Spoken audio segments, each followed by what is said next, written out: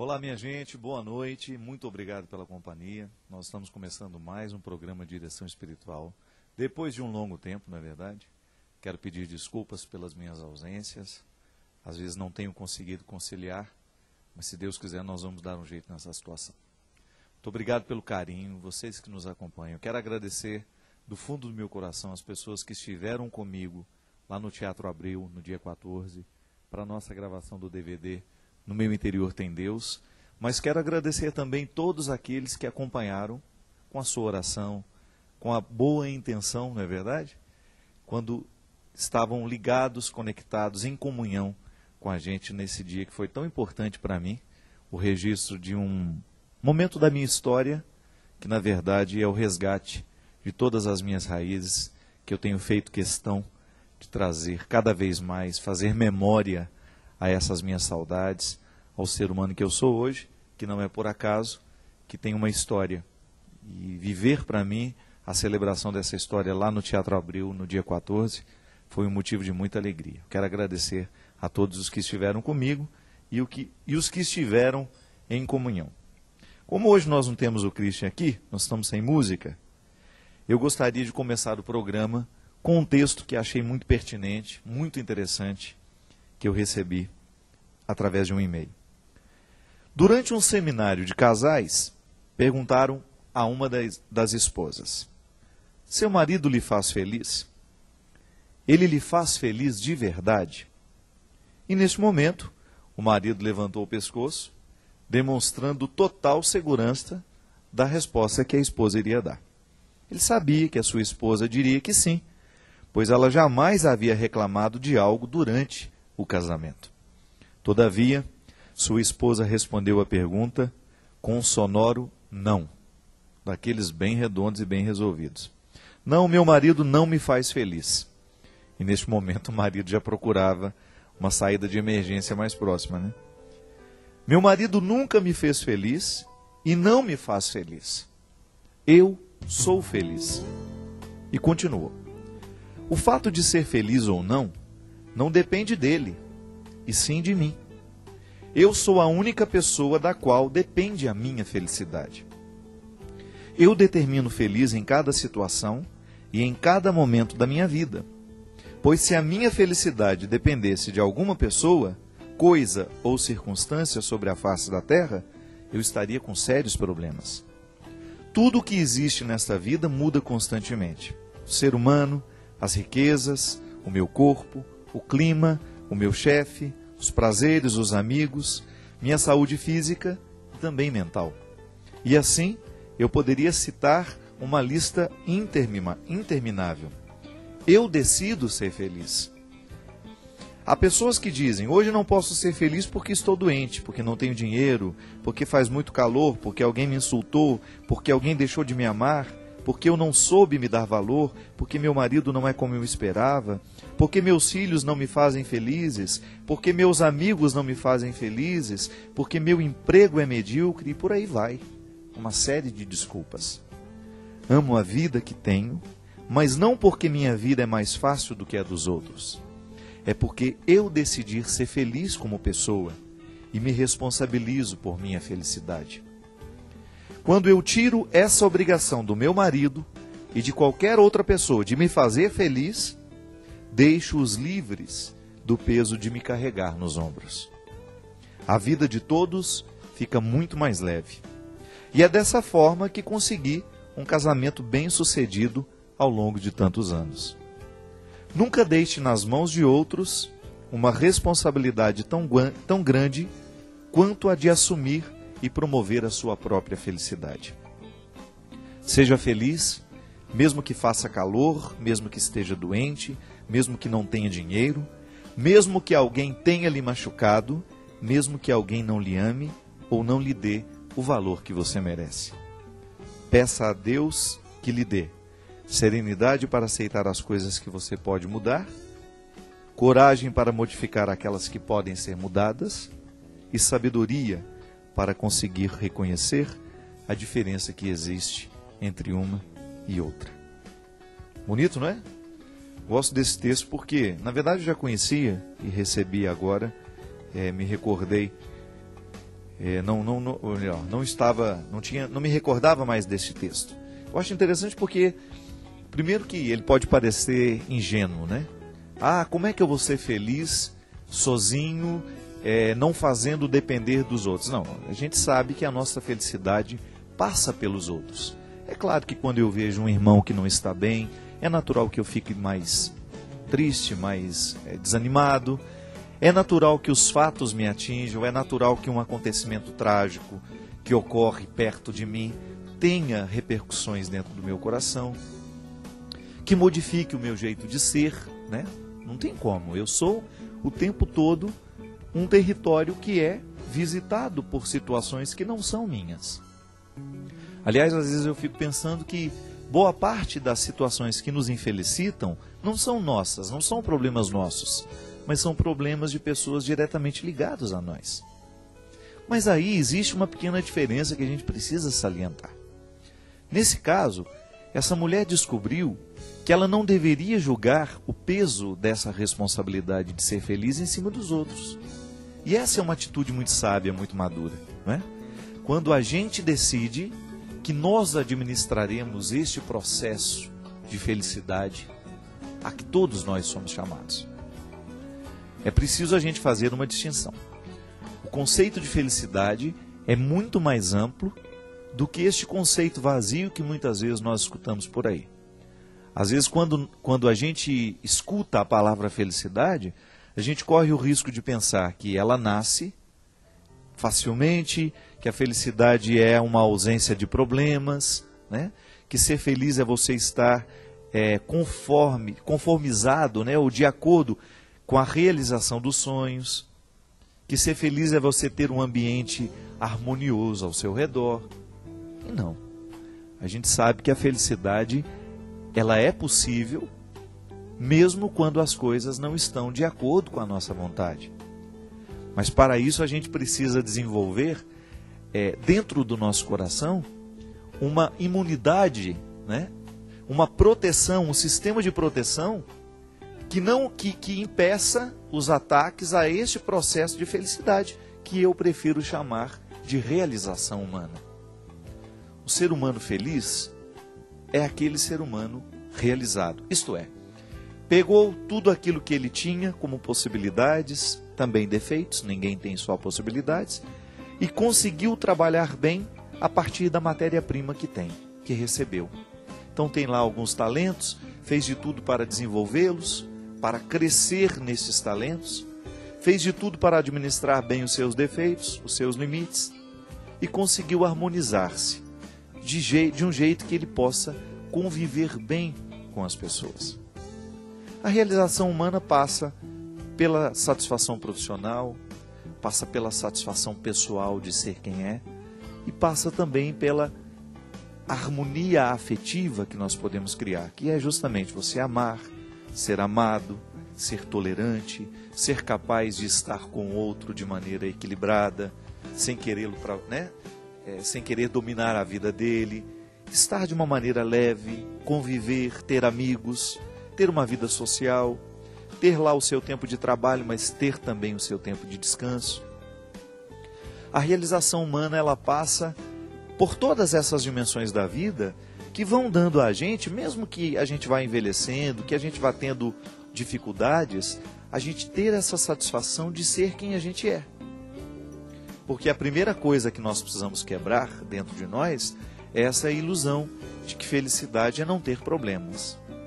Aquele que espera ser feliz no dia em que não vai ter problema algum, ele pode morrer sem esperar pela felicidade. Essa felicidade não acontece assim. A gente é feliz mesmo tendo problema. Isso é, a gente pode se realizar como pessoa mesmo tendo dificuldades. E eu ousaria dizer que a dificuldade é um instrumental muito interessante para nos ajudar a ser feliz. Quando você descobre naquela dificuldade um elemento facilitador para você conviver com você mesmo. Que às vezes a gente acha que a nossa maior dificuldade é conviver com o outro. Mas não. Pode observar, A dificuldade que a gente tem com o outro é, antes de qualquer coisa, uma dificuldade que a gente tem com a gente mesmo. Então, eu tenho dificuldade de tolerar aquela fragilidade no outro. Vai sondando com sinceridade e você vai descobrir que você tem aquela fragilidade em você. E que quando o outro manifesta, o que na verdade o outro está fazendo é servir de espelho para você. Você se vê no outro. Então eu não tolero isso naquela pessoa. É porque na verdade eu não tolero em mim mesmo. E ver isso no outro é de alguma maneira me ver retratado. O grande problema é que às vezes a gente não tem a honestidade para reconhecer isso, né? E tantos problemas de relacionamento, de convivência, seriam melhor resolvidos se a gente tivesse essa honestidade. Se a gente soubesse reconhecer por que eu tenho tanta dificuldade de tolerar esse defeito do meu irmão. É porque na verdade, aquele defeito, antes de estar no meu irmão, antes de ser visível aos meus olhos, ele é sentido na própria carne. Então, como é que nasce a tolerância? Quando nós entramos nesse território da humildade, que nos faz ver que todos nós somos frágeis. E que quando eu administro melhor a minha fragilidade, eu tenho mais facilidade de lidar com a fragilidade do outro. Sabe, minha gente, eu não tenho dúvida disso. Para mim é uma realidade muito presente. Quanto mais eu conheço o ser humano, mais eu descubro essa verdade. O grande problema é que nós não sabemos conviver com a gente mesmo. Nós não temos facilidade de conviver com as nossas mazelas. Falta amor próprio. E quando falta o amor próprio, a gente se despreza, ainda que inconscientemente. E quando a gente se despreza, a gente não sabe integrar a fragilidade no nosso contexto de vida. E aí a psicologia nos ensina que quanto mais a gente nega uma situação, mais ela toma conta da gente. É interessante isso, né? É por isso que Jesus dizia que a verdade, ela nos liberta. É muito salutar, é muito saudável na vida a gente assumir a nossa verdade. Porque quando a gente assume essa verdade, ela começa a provocar em nós uma libertação. É igual ao alcoólatra. Já observou? Já falamos disso aqui muitas vezes. Qual é a primeira grande dificuldade que o alcoólatra tem? Reconhecer que é dependente do álcool. A maioria nega. Ao negar a verdade, fica impossibilitado de viver a libertação que a verdade proporciona. Ao negar para si mesmo e ao negar para os outros, apenas com o medo de não ter que se responsabilizar com a mudança, ele vai fazer o quê? Ele vai se tornar ainda mais escravo do vício. É por isso que é muito honesto você olhar nos olhos das pessoas que você ama e você assumir as suas verdades, por mais vergonhosas que elas sejam. E é por isso que a gente precisa ter pessoas que nos amem, porque só quem nos ama de verdade é capaz de escutar as nossas verdades mais cruas e vergonhosas. É por isso que o primeiro passo que a religião propõe a todo ser humano é: mergulhe no amor de Deus. Porque só é possível olhar para os defeitos quando nós estamos certos de que o outro nos ama. É por isso que a palavra querigmática da igreja é: Deus ama você. Esse é o primeiro anúncio. Deus não lhe rejeita. Deus lhe quer muito bem. Não há absolutamente nada que você tenha feito na sua vida que seja capaz de apagar essa verdade. Deus ama o miserável, Deus ama o pecador. Pode rejeitar o pecado, a atitude, mas não rejeita o pecador. Quando eu fico sabendo dessa verdade, que Deus me ama, eu tenho mais condições de olhar para minhas misérias e viver uma religião positiva. Isto é, que vai favorecer o meu processo de mudança, que vai ser favorável a mim. Eu não posso viver uma religião que seja desfavorável a mim. Eu preciso viver uma religião que saiba me exigir, mas que ao mesmo tempo me ensine a misericórdia. Porque exigência sem misericórdia é um processo desumano.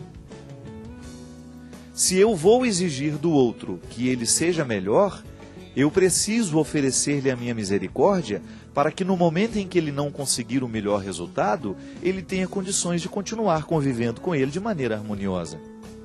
Não é assim? O processo da mudança dentro de nós não acontece justamente no momento em que a gente erra e aprende com o erro? Pois é, mas para eu aprender com o erro, eu preciso da misericórdia. Se o outro não perdoa o meu erro, se eu não perdoo o erro que eu cometi, eu não terei condições de superar, de avançar, de me recuperar. Aí eu serei vitimado pelo erro. Você já deve ter encontrado muitas pessoas pela vida que não foram capazes de se recuperarem dos erros cometidos. Comete um erro no passado e está sendo vítima dele até o dia de hoje. Por quê? É porque faltou perdoar-se. Se a gente não se reconcilia com a história vivida, nós teremos muito pouca oportunidade de viver a realização humana.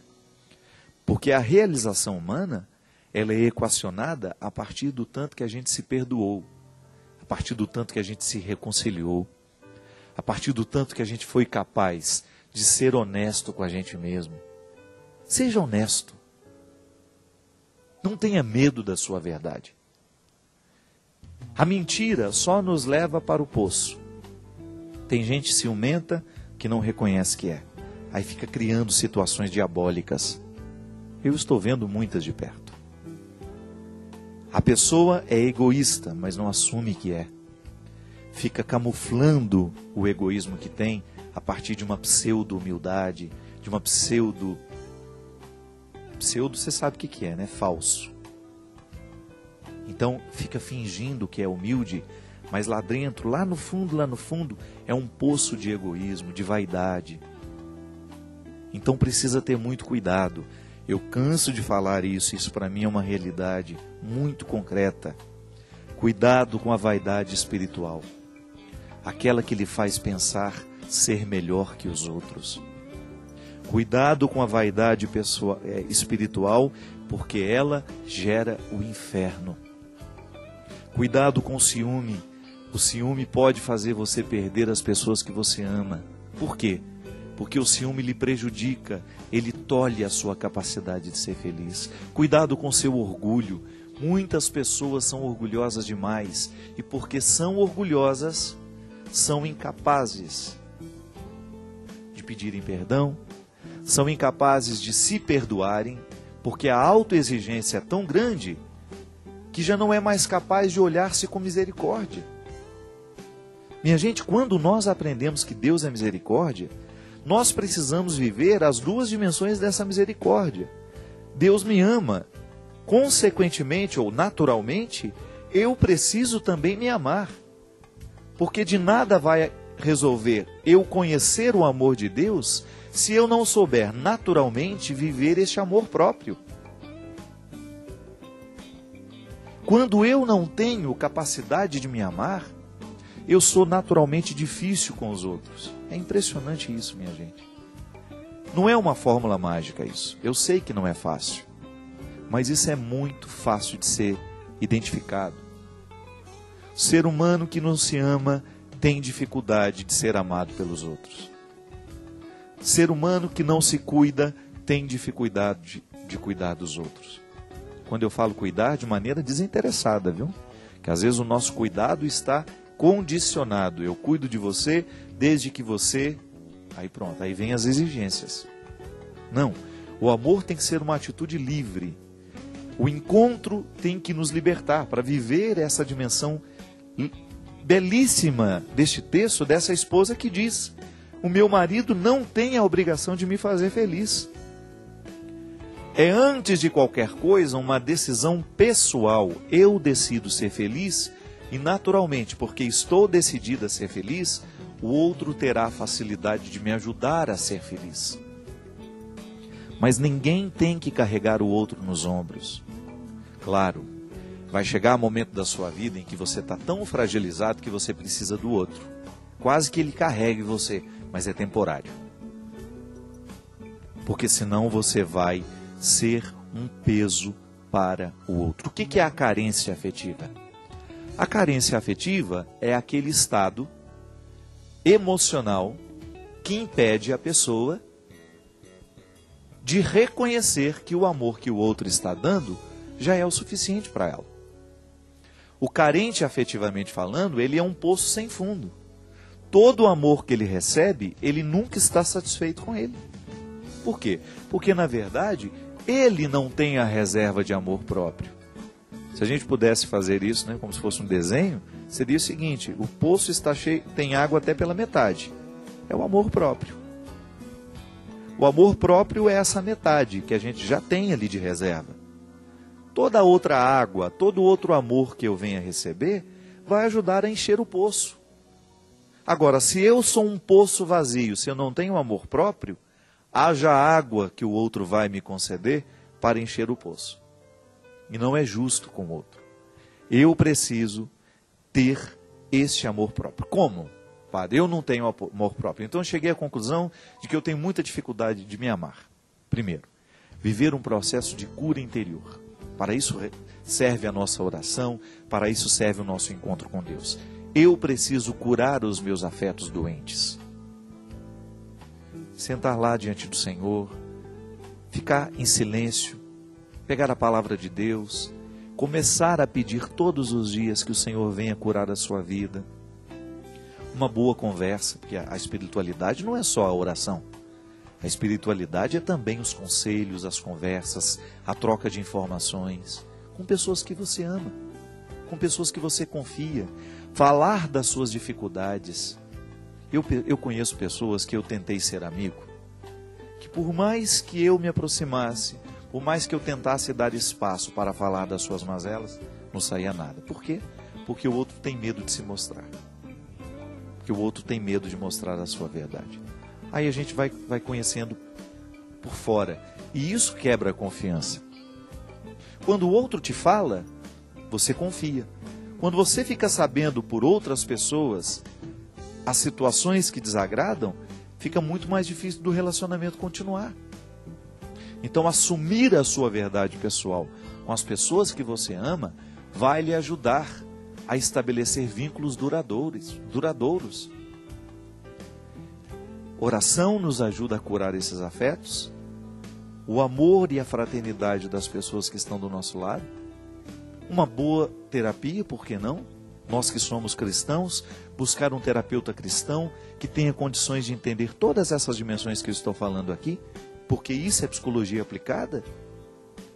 Curar os sentimentos, curar os ressentimentos, que é aquilo que a gente sente de novo, né? Sempre. Estancar o poder da autodestruição e modificar isso por amor próprio. Cuidar de você, não é? Tantas pessoas se descobrem no momento em que voltam a se cuidar, se redescobrem. Eu estou precisando cuidar da minha saúde. Vai lá, isso é amor próprio. Estou precisando emagrecer, estou muito feio, estou muito descuidado, vou dar um jeito nesse cabelo, vou dar um jeito... Enfim, são dimensões práticas da vida que podem repercutir na sua vida espiritual. Eu volto a dizer isso, não me canso. A saúde espiritual, ela é integral, inclui o corpo, viu? Uma boa caminhada no final da tarde, eu tive a oportunidade de passar uns dias em Belo Horizonte agora, e eu lembrei, porque eu comecei a fazer atividade física com disciplina em 2001, no ano que eu fiquei padre. E comecei no susto, adoeci, não sabia o que tinha, e o médico falou: padre, o senhor está estressado. Eu fazia mestrado na época, tinha acabado de terminar a faculdade, tinha acabado de ficar padre e viajando igual um louco para lá e para cá, porque hoje eu tenho muita viagem, eu trabalho muito, não tenho preguiça de trabalhar. Só que eu tenho disciplina alimentar, tenho disciplina de sono, tenho disciplina do descanso, eu preciso ter isso.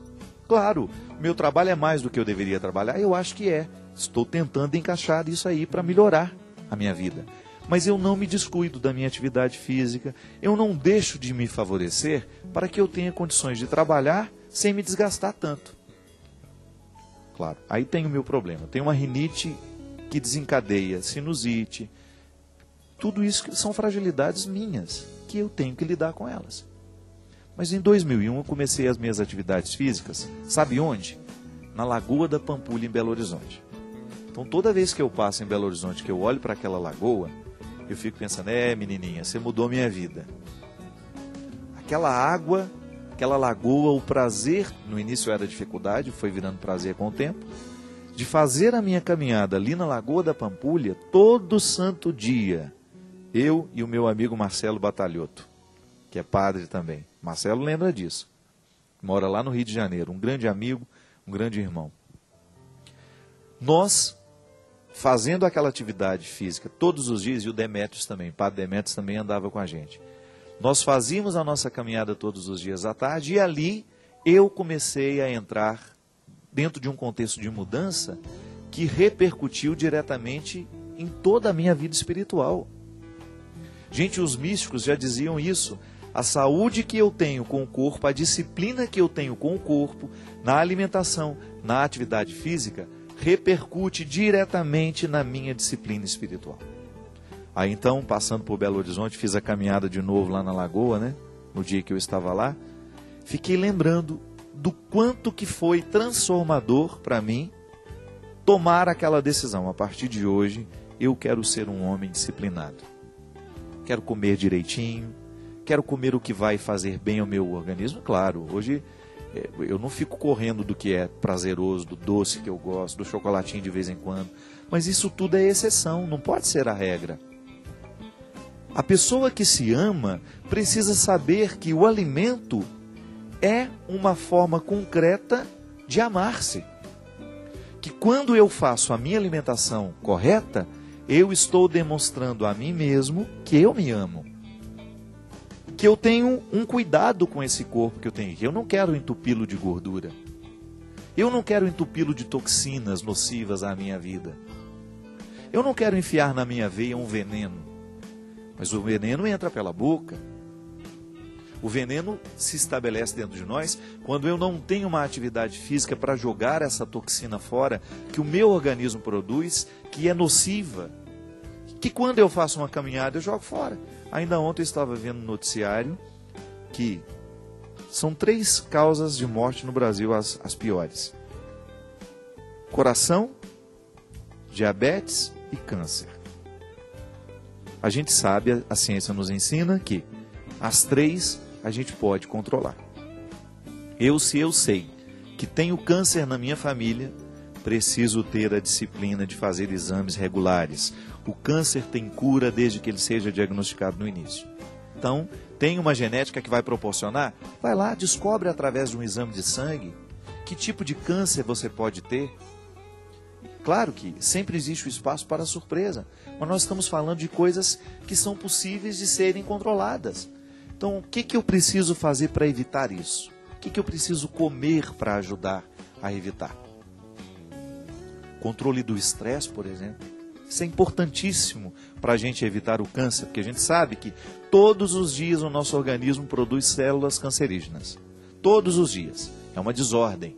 Agora, todos os dias também o meu sistema imunológico manda embora essas células e resolve o problema. Agora, quando eu estou sob um período de estresse, de tristeza profunda, de depressão, de angústia, o meu sistema imunológico está prejudicado. Então o meu corpo vai ter mais dificuldade de expulsar, de reorganizar as células cancerígenas. A diabetes também é uma questão de disciplina. Se eu sei que eu tenho propensão a ser diabético, atividade física, controle da alimentação. Coração, a mesma coisa.